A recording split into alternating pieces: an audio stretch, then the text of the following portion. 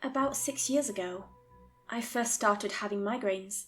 It started out as just a bad headache, but it grew increasingly worse over time.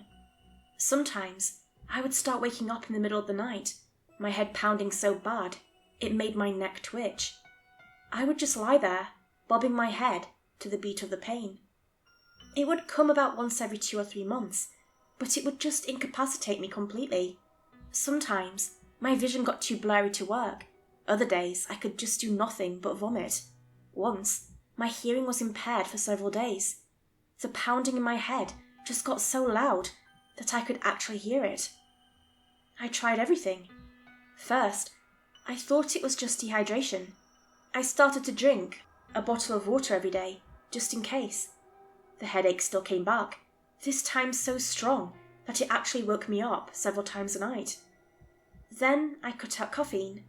For 2 months, I didn't even have a Fanta, not the slightest hint of caffeine. The headache came back anyway, so the problem was neither caffeine nor dehydration. I tried several other things: regular exercise, a better pillow, cutting out sugar, massage, documenting my sleep cycles. Nothing worked. As I started having more regular headaches, I lost about 10 pounds just from loss of appetite. Sure, I could use the weight loss, but it was getting ridiculous. About 4 years ago, I talked to my dad about it. Apparently, violent headaches run in the family. He's a regular tough guy who wouldn't go to the hospital for no less than a stroke or a broken bone, so he never really thought about it. He just recommended me some over-the-counter migraine pills, lots of sleep, and trying not to think about it. I took his advice. About a year ago, I was at a party. One of the other guests happened to be a doctor. She mentioned having a headache earlier that day and not being sure if she should have gone to the party at all. So I mentioned my own experience with headaches. The more I explained my symptoms, the more she just looked at me. She seemed confused. "It might be tension-related, but no, that doesn't make sense," she said. "You should probably check that out." So I did. I live in a town that, fortunately, has a very good hospital, one of the best in the country.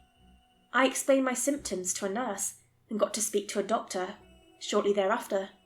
I'd brought my notebook, showing I'd tried pretty much everything I could think of, and the doctor agreed that we should take it seriously.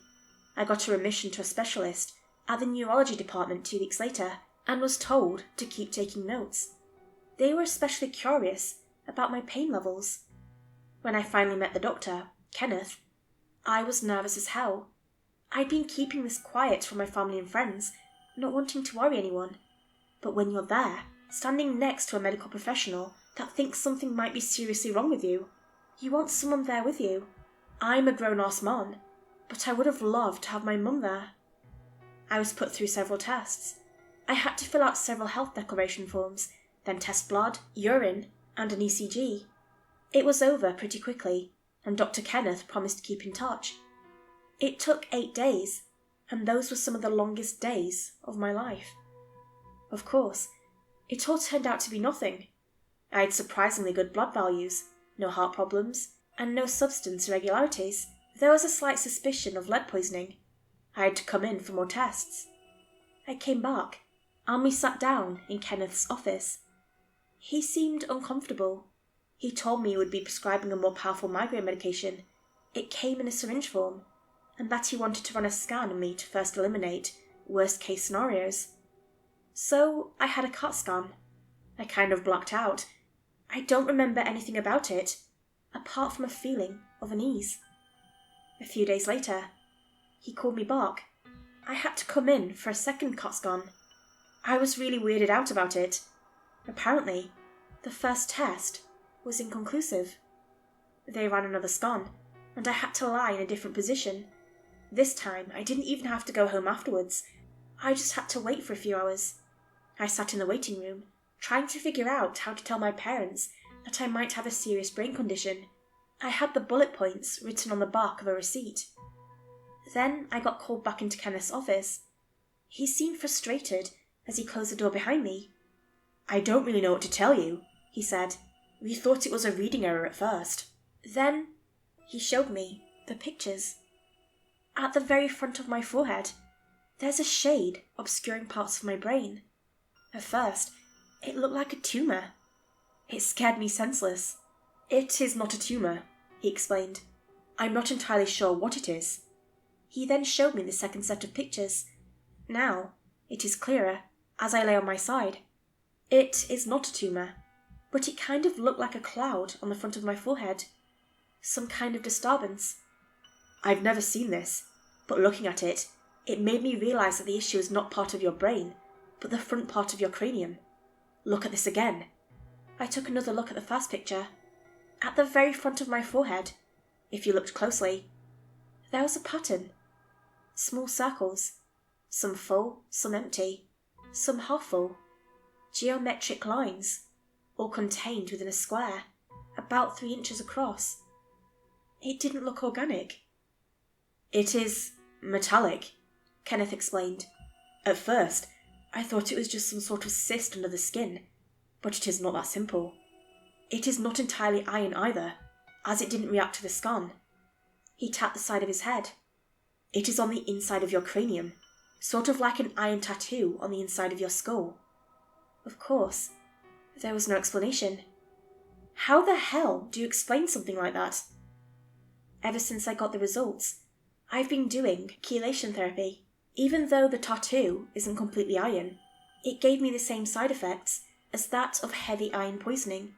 Chelation therapy really helps, even though the side effects are bullshit. I don't really get those migraines anymore.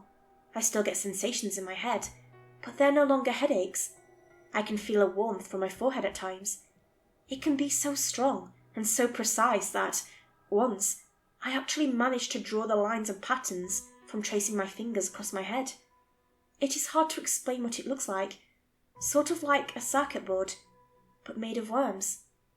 I still have regular checkups with Dr. Kenneth, but there seems to be no more that can be done. As my symptoms have evened out, there is little reason left for me to come in. I just have to live with it. It just isn't worth the risk of invasive brain surgery, even though it might be an option in the future. It is so weird living with this. I can feel it, and as soon as I start to think about it, I just feel it more.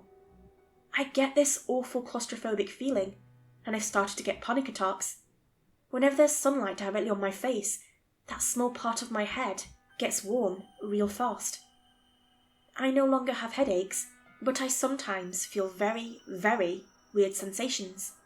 Last week, I woke up in the middle of the night trying to scratch something that felt like a phantom limb coming out of my head, like there was supposed to be something there. I don't even want to start thinking about where it came from, or what it means. I know it is there, and no matter what I do, it will stay there. I sometimes smack my head with my hand as if to realign my head, but I don't think it does anything. I don't know what this is, and I don't know if I can live with it. Even if I can, I don't know if I want to.